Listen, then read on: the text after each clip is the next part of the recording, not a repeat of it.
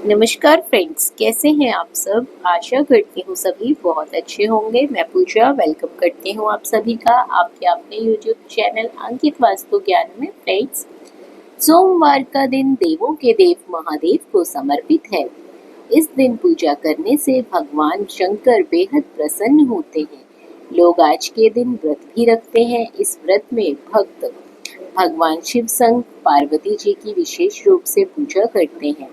भोलेनाथ की पूजा अर्चना के दौरान व्रत कथा सुनकर लोग अपने व्रत को पूरा करते हैं। तो चलिए जानते हैं आज इस वीडियो के माध्यम से सोमवार व्रत कथा के बारे में। इसी के साथ साथ आपको व्रत की पूजन विधि भी बता देते हैं। कथा इस प्रकार है। एक समय की बात है, किसी नगर में एक साहूकार रहता था। उसके घर में धन की तो कोई कमी नहीं थी, लेकिन उसके कोई संतान नहीं थी। इस कारण से वो बहुत दुखी रहता था। संतान प्राप्ति के लिए वो हर सोमवार को भोलेनाथ का व्रत रखा करता था। पूरी श्रद्धा भाव से, भक्ति भाव से हर सोमवार को शिव मंदिर में जाकर भगवान शिव और माता पार्वती की विशेष रूप से पूजा करता था। उसकी भक्ति से प्रसन्न होकर माँ पार्वती एक दिन बोली, भगवान शिव, उस साहूकार की मनोकामना पूरी कर दीजिए।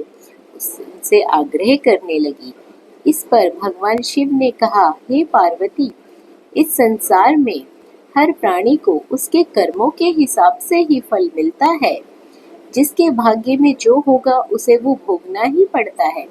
लेकिन माता पार्वती ने साहूकार की भक्ति का मान रखने के लिए भगवान शिव से एक बार फिर अपनी इच्छा बताई। शिवजी ने माता पार्वती के आग्रह पर साहूकार को पुत्र प्राप्ति का वरदान दे दिया।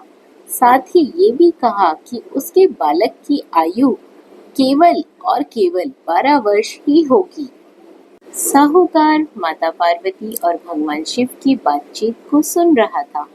उसे भगवान के इस बात से न तो खुशी हुई न ही दुख हुआ। वह हमेशा की तरह शिवजी की पूजा करता रहा। कुछ समय बीत जाने के बाद साहूकार के घर एक पुत्र रतन का जन्म हुआ।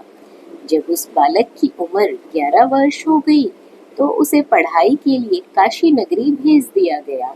साहूकार ने पुत्र के मामा को बहुत सारा धन देकर उसे काशी विद्या प्राप्ति के लिए ले जाने के लिए कहा। साथ ही मार्ग में यज्ञ कराते हुए जाने का आश्वासन भी दिया।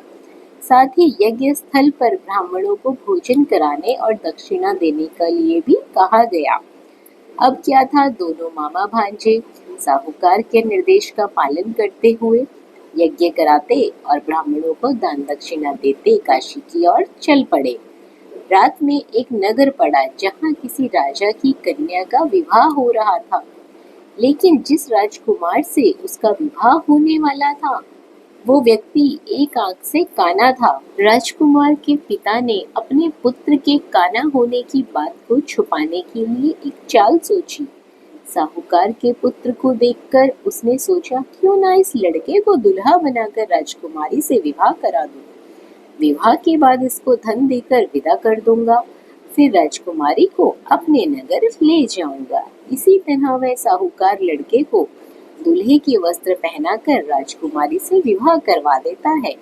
लेकिन साहूकार का पुत्र ईमानदार था, उसे ये बात अच्छी नहीं लगी।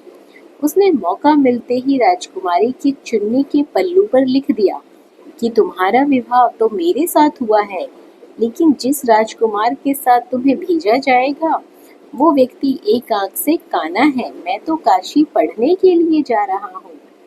जब राजकुमारी ने चुन्नी पर लिखी हुई बात पढ़ी तो उसने अपने माता पिता को ये बात बताई। फिर राजा ने अपनी पुत्री को विदा नहीं किया, बारात को वापस लौटा दिया गया और दूसरी ओर मामा और भांजे साहूकार का पुत्र काशी पहुंच गया। वहां जाकर उन्होंने यज्ञ किया। जब लड़के की आयु 12 साल की हुई उसी दिन भी यज्ञ रखा गया। लड़के ने इस दौरान अपने मामा से कहा कि मेरी तबीयत कुछ ठीक नहीं लग रही है। मामा ने उसे अंदर सोने जाने के लिए कह दिया। शिवजी के वरदान के अनुसार कुछ ही देर में उस बालक के प्राण निकल गए। भांजे को मृत देख उसके मामा ने विलाप शुरू कर दिया। अब क्या था, संयोगवश उसी समय शिवजी और माता पार्वती उधर से गुजर रहे थे। पार्वती ने भगवान से कहा, स्वामी, मुझे इसके रोने के स्वर सहन नहीं हो रहे, कृपा करके आप इस व्यक्ति के कष्ट को दूर करें। जब शिवजी उस मृत बालक के समीप आए तो बोले कि ये तो उसी साहूकार का पुत्र है जिसे मैंने 12 वर्ष की आयु का वरदान दिया था। अब इसकी आयु पूरी हो चुकी है तो इसे मृत्यु तो होनी ही है। लेकिन मातृ भाव से विभोर माता पार्वती ने बड़े ही प्रेम से कहा कि हे महादेव, कृपा करके इस बालक को आयु देने की आज्ञा अन्यथा कीजिए। इसके वियोग में तड़प तड़प कर इसके माता पिता मर जाएंगे। माता पार्वती के इतने आग्रह पर भगवान शिव ने बालक को जीवित होने का वरदान दिया। शिव जी की कृपा से उस लड़के का पुनः जन्म हुआ। इस तरह शिक्षा समाप्त कर लड़का मामा के साथ अपने नगर की ओर वापस निकल पड़ा। दोनों साथ चलते हुए उसी नगर में जा पहुंचे जहां लड़के का विवाह हुआ था। राजा ने लड़के को वहां पहचान लिया। फिर महल में ले जाकर उसकी खूब खातिरदारी की और अपनी पुत्री को राजकुमार के साथ विदा किया। इधर भूखे प्यासे रहकर साहूकार और उसकी पत्नी अपने बेटे की प्रतीक्षा कर रहे थे। उन्होंने अपने बेटे की मृत्यु का समाचार मिलने पर स्वयं प्राण त्याग जाने का प्रण कर रखा था, परंतु अपने बेटे को जीवित होने का देख वो बेहद प्रसन्न हुए। उसी रात भगवान शिव ने साहूकार के स्वप्न में आकर कहा, हे श्रेष्ठी, मैंने तेरे सोमवार के व्रत करने और कथा सुनने से प्रसन्न होकर तेरे पुत्र की आयु लंबी होने का वरदान दिया है।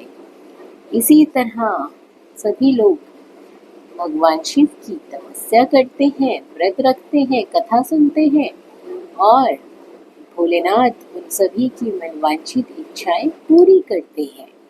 तो फ्रेंड्स, ये थी सोमवार व्रत की पावन पुण्य कथा।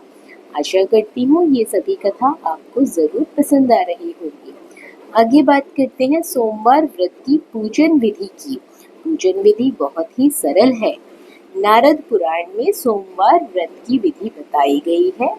इस दिन सुबह उठकर स्नान करके फिर शिवजी पर जल चढ़ाने के बाद उन्हें बेलपत्र अर्पित करने चाहिए। साथ ही भोलेनाथ के साथ साथ माता गौरी की विधिवत रूप से पूजा करनी चाहिए। इसके बाद व्रत की कथा सुननी चाहिए और संध्या काल में आप चाहें तो व्रत खोल सकते हैं।